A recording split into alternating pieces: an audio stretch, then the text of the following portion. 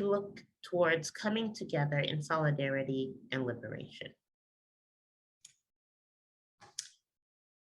So we want to take a moment to quickly introduce ourselves. I'm Jess. I'm Asian American, Hong Kong American to be specific. I was born in Hong Kong and my family moved to the US when I was about 4 years old. We settled in New York City where my parents were blue-collar workers. My mom worked as a seamstress in the garment district in Manhattan, and my dad worked overnights cleaning the commercial kitchens of New York City restaurants alongside his Latine brothers. I currently live in Oakland, California with my partner, who is a community organizer in Oakland, Chinatown. And we live here with our 2 dogs, one of whom is named Hanson and the other is Kobe, my pandemic puppy.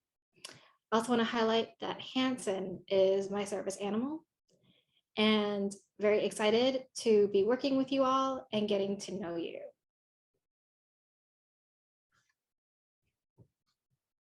And I'm Fiona Oliphant, and I am a first-generation Jamaican American. Folks in my family range from being undocumented to being naturalized citizens. And when I was growing up, the oppression that immigrants, particularly those without documentation, the oppression that they faced was a real experience for me on a day-to-day basis. I was raised in the South Bronx of New York City, and my community is primarily Black and brown. It has higher rates of drug use and poverty, but also higher rates of love and support from my perspective. I am an attorney barred in New York and Washington, D.C., and so there's a lot of power and privilege with that identity. And finally, at least for this purpose, I am married to a white cisgender male who is an immigrant from Europe, whose immigration story substantially differs from the remainder of my family's. And we have 3 biracial children, half Black, half white. And my eldest identifies as a Black woman with a white father. So Fiona and I are here from Healing Equity United. Woke isn't enough. We are a consulting firm that works specifically with nonprofit organizations, some small businesses, some government agencies, to essentially create and retain a culture that is inclusive, that promotes equity, and cultivates a sense of belonging in the workplace.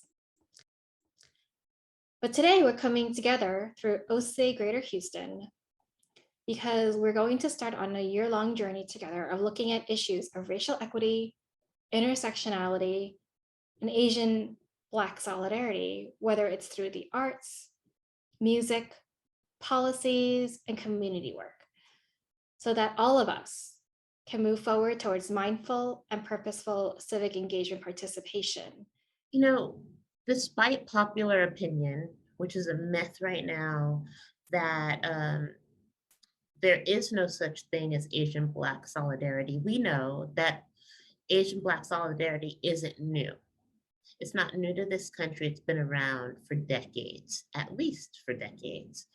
And Jess, you were going to tell us a couple of examples just as a teaser. Yeah, so in the 1960s, we know that prominent Japanese American activist Kochiyama support of political Asian American and Black liberation movements led to an alliance with Malcolm X. We also know that in the past 2 years, with the murder of George Floyd and the rise of anti-Asian hate in the US, that several artists have come together to really talk about what this means, including rapper MC Jin and Wyclef Jean with their infamous Stop the Hatred song, which was inspired by MC Jin, his son, his 8-year-old son, or 8 years old at the time, his name is Chance, shouting Stop the Hatred during an anti-Asian protest. We also know that there have been a lot of different art pieces and murals that were a collaboration of artists in the Black African American community, as well as the Asian Pacific Islander American community coming together and showing that it is white supremacy that divides us and that we need to come together because our oppressions are tied and our liberations are also tied.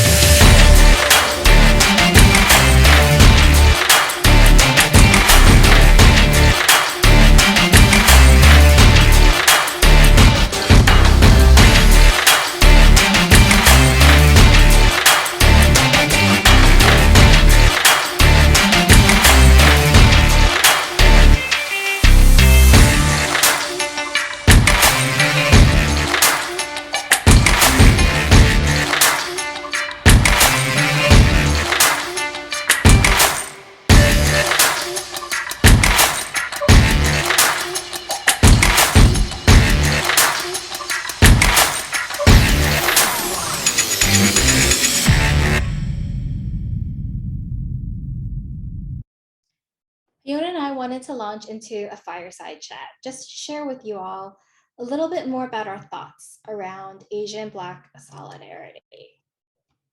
And so, Fiona, why is the call for Asian Black solidarity in this country so important, especially at this critical juncture? I think it's especially important right now because we know that there is a nationwide movement to fracture the BIPOC community. And by BIPOC, I mean Black, Indigenous, and people of color. And that movement is hoping to seize upon existing tensions that they themselves created between the Asian community and the Black community. The hope being that one community could be pitted against the other, that both communities could harbor prejudices and biases about the other. The ultimate goal is that the two communities, the Black community and the Asian community, won't come together in solidarity to fight overarching white supremacy in this country. And we have to put our foot down collectively and act together in order to thwart those efforts, in order to say no more, in order to say we're not going to believe your lies. We see what you're doing, and we're going to work together in order to advance both of our communities' needs and priorities. We have to lift up both communities simultaneously, instead of thinking that one has to advance at the cost of the other. What do you think? So, this call for Asian Black solidarity, I don't think was as popular as when I was growing up. And I think it made sense to me when people started talking about Asian Black solidarity in the last couple of years. And I think part of the reason that it was so, like, it was a term that I hadn't heard before is because in my community of friends, my community at school, there was oftentimes Asian Black solidarity. And even though I went to a high school that had a good number of Asian folks and not that many Black folks, the Asian and Black kids sat together in the cafeteria and hung out. Of course, there were also, Asian kids who sat with other Asian kids and Black kids who sat with other Black kids, but my table was always kind of mixed. And since I was a teenager, I had engaged in conversations around interracial harmony, and we would talk about Maya Angelou. We would go to churches and senior homes and talk about the need for solidarity amongst BIPOC folks. And so for me, I think that's what comes up for me when you say like the call for Asian Black solidarity, because I think I was always just called. What about you, Fiona? What was it like for you in school? So Way back hearing you when. here, so hearing you mention that in school, it makes me um, remember that I had a similar experience. That in school, we, as in the Black students and the Asian students, noted that we had to stick together, right? But I would say, even more importantly, that there was genuine friendship and understanding and trust, and community, right? And so I remember distinctly uh, one Chinese American friend in particular taking me to her home and trying to teach me piano in her apartment, and her mother just laughing and laughing, and my friend saying, I brought you home just so that my mother wouldn't, think that I was the worst piano student in the world. And we had a genuine bond over that, right? And I'd take her to my home and have my traditional Jamaican mother fussing over her. And we shared our homes, families, communities, cultural experiences with each other. And I think that that was the most important thing. It was a genuine bond. I think that we can do that nationwide as well. As we get to know each other, we let our guard down and act in solidarity with each other. So, anyway, that's what you shared, how what you shared triggered a memory for me.